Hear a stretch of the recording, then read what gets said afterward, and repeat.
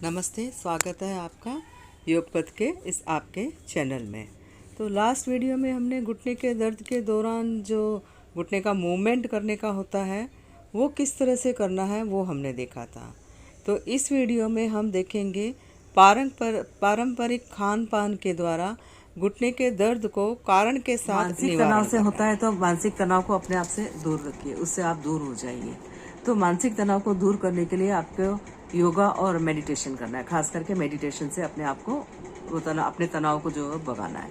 और दूसरा, जहाँ तक खाने का सवाल है, डाइट का, तो तनाव की स्थिति में ऐसे कहते हैं कि डार्क चॉकलेट अगर आप खाए तो वो अच्छा रहता है। उससे जो स्ट्रेस जो है वो स्ट्रेस किलर होती है तो वो आप खा सकते हैं। बस खाली अति सर्वथा वर्जयते, अति नहीं करनी है, बस थोड़ा थोड़ा खाना है। ऐसा नहीं है कि मैंने बोल दिया है तो आप हमेशा डार्क चॉकलेट खाते रहे, तो वो आपको ध्यान में रखना है। कभी कभी आइसक्रीम भी खा सकते हैं। आइसक्रीम से भी आपको अपनी प्रकृति ध्यान रखनी है कि भाई आपको ठंडी नहीं है, कफ खांसी वगैरह नहीं है, तो वो भी थोड़ा खा सकते हैं।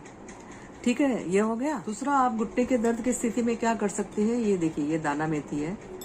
आई होप कि आपको दिख रही होगी। ये इस तरह से आधा चम्मच दाना मेथी लेना है और एक बाउल में डाल दीजिए। रात को इसको भिगो के रख दीजिए और सुबह खाली पेट दाना मेथी को चू करके निगल जाइए। और जो जिस पानी में इसको भिगोया है वो पानी भी पी जाइए। और अगर पॉसिबल है तो उसके बाद एक गिलास गर्म पानी भी उसके ऊपर पी लीजिए। दाना मेथी जो है वो पेन किलर है। देखिए, अपने में प्रथा थी मेथी के लाडू बना के खाने की। कब? ठंडी में जो है वो कोई भी हड्डी का दर्द होता है वो बढ़ जाता है, तो वो दर्द बढ़ जाता है। तो अपने यहाँ प्रथा है कि ठंडी में के अंदर जो है वो ठंडी के सीजन में मेथी जो है वो मेथी के लड्डू बना के खाए जाते हैं, मेथी और गोंद। तो ठंडी के सीजन में आप ये भी चालू कर दीजिए। अभी फिलहाल तो आप जो है वो मेथी जो है वो भिगो करके, जैसे मैंने बताया, उस तरह से खाइए। और एक बात ध्यान में रखिए, अगर आपके शरीर की तासीर जो है वो गर्मी की, अगर आपको गर्मी का प्रकोप ज्यादा होता है तो आप ऑल्टरनेट डे खाइए। अदरवाइज आप रोज खा सकते हैं, बस आधा चम्मच मेथी इज द पेन किलर, ये भी ध्यान में रखना है। घुटनों के दर्द में जो है वो आपको अपनी हड्डी और मांसपेशियां दोनों को मजबूत करना जरूरी है। तो हड्डी और मांसपेशियों को मजबूत करने के लिए सबसे अच्छा तरीका है योग, एक्सरसाइज। इसमें आप स्ट्रेचिंग के पोस्चर्स कीजिए, उनको होल्ड कीजिए, तो धीरे धीरे जो आपकी हड्डी और मांसपेशियां जो है वो मजबूत होती जाएगी। और हड्डी के लिए जो सबसे जरूरी चीज है, हमको पता है कि वो कैल्शियम होता है। तो कैल्शियम को डाइजेस्ट करने के लिए भी हमको विटामिन डी चाहिए। तो आपको विटामिन डी की ज्यादा जरूरत है। तो उसके लिए आप क्या कीजिए, सुबह के समय में 9-10 बजे तक जब सूर्य प्रकाश ले लीजिए, आधा घंटा 1 घंटा अगर पॉसिबल है तो आपके लिए, नहीं तो 15-20 मिनट उसमें धूप में बैठ जाइए।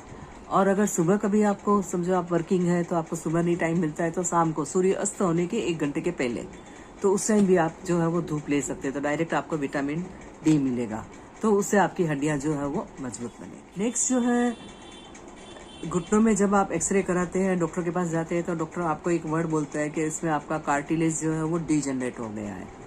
जिस डॉक्टर की भाषा में वो अपने को समझाने के लिए बोलता है आपकी गद्दी जो है वो घिस गई है।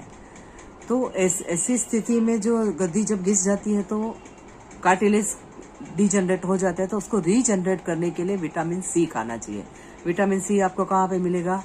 आप नींबू खाइए, संतरा खाइए, वेजिटेबल्स खाइए, उसके अंदर विटामिन सी, ग्रीन वेजिटेबल्स खाइए।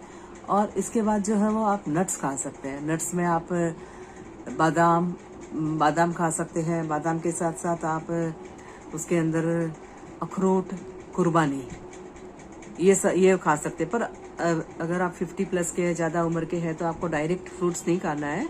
सीधा आपको क्या करना है, रात को 2-2, 3-3 पीस जो है वो सब मिक्स करके भिगो के रख दीजिए और ओवरनाइट रखिए उसको, और सुबह आप इसको खा सकते हैं।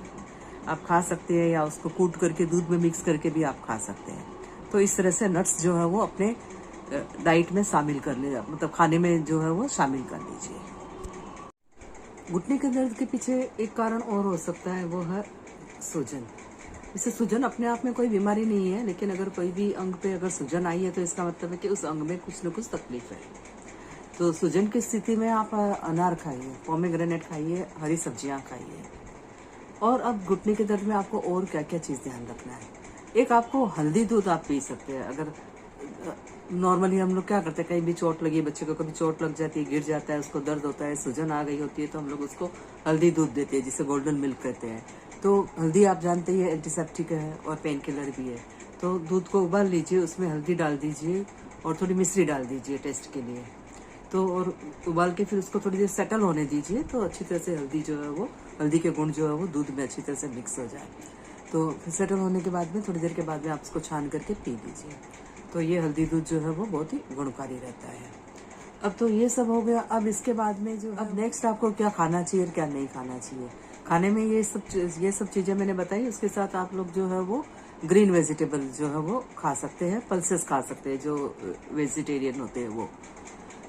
पल्सेस में भी आपको ध्यान रखना है कि आपको जो है वो, जैसे ये राजमा हुआ, चावल हुआ, चना हुआ, ये आपको ध्यान रखना है कि ये आपको नहीं खाना है। क्योंकि एक तो ऐसे भी आपको घुटने का दर्द है, तो हो सकता है आपको वायु की तकलीफ हो। तो ये वायु करने वाली, बादी करने वाली चीजें जो है वो नहीं खानी है, कम खानी है, या सुबह थोड़ी सी खा लीजिए बस। ये आपको ध्यान में रखना है। इसके साथ ही जो है वो, अब फ्रिज की वस्तुएं, फ्रिज में रखी हुई वस्तुएं ना खाएं। जहां तक हो सके वो फ्रिज की आइटम जो है वो कंज्यूम नहीं करें। और फर्मेंटेड चीज भी कम खाएं। जैसे इडली डोसा है, तो उसका घोल आपने रात को बनाने को रखा है, सुबह एक फर्मेंट हो गया, तो सुबह फ्रेश ही उसको खा लीजिए, फिर उसको वापस शाम तक मत खाइए फ्रिज में रख के। तो वो फर्मेंटेड चीज भी नहीं खाना है। और ऐसे बोलते हैं अचार वगैरह भी, इसमें बादी की चीजें जो है वो नहीं खाना है। तो ये सब चीज आपको ध्यान रखना है। घुटने का दर्द होने के और भी दूसरे बहुत सारे कारण हैं। अगर आपका वजन ज़्यादा है तो उससे भी आपको घुटने का दर्द हो सकता है। देखिए, वजन कम करने के लिए आप बहुत सारी एक्सरसाइज या बहुत भाग दौड़ या ऐसा सब नहीं कर सकते। एक तो पहले से घुटने का दर्द है, और अगर ज्यादा ये सब किया तो और घुटने का दर्द बढ़ सकता है। तो उसके लिए आप माइल्ड एक्सरसाइज कीजिए, योगा कीजिए, वो सब कीजिए।